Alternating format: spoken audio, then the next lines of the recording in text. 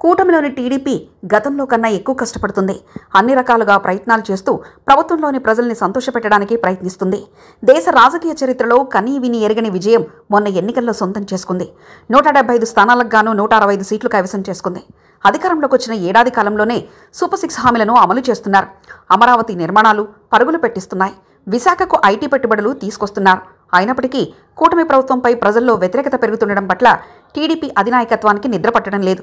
ఎన్నికలకు ముందిచ్చిన హామీలను నెరవేరుస్తున్నప్పటికీ, బహుళజాతి కంపెనీలు తీసుకొస్తున్నప్పటికీ ప్రజల్లో ప్రభుత్వంపై సానుకూలత లేదన్న అంశం ముఖ్యమంత్రి చంద్రబాబుకు మింగుడుపడడం లేదు. అక్షరశిల్పం పరిశీలించింది. కీలక నేతల సమాచారం ప్రకారం చూస్తే నిజానికి ఆ మంత్రుల పనితీరు మీదే ప్రధానంగా చంద్రబాబు నాయుడు అసంతృప్తిగా ఉన్నట్లు కనిపిస్తుంది.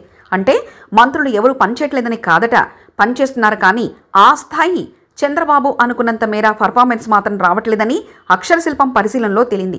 దీనికి ప్రధాన కారణంగా మంత్రులు, ఎమ్మెల్యేలు ప్రజల్లోకి వెళ్లకపోవడమే అని తాజా సొంత సర్వేలో నిర్ధారణ అయినట్లు సమాచారం. పార్టీ ప్రభుత్వ కార్యక్రమాలను ప్రజల్లో తీసుకెళ్లే విషయంలో అమాత్యులు, ఎమ్మెల్యేలు విఫలమవుతున్నట్లు గ్రహించారు.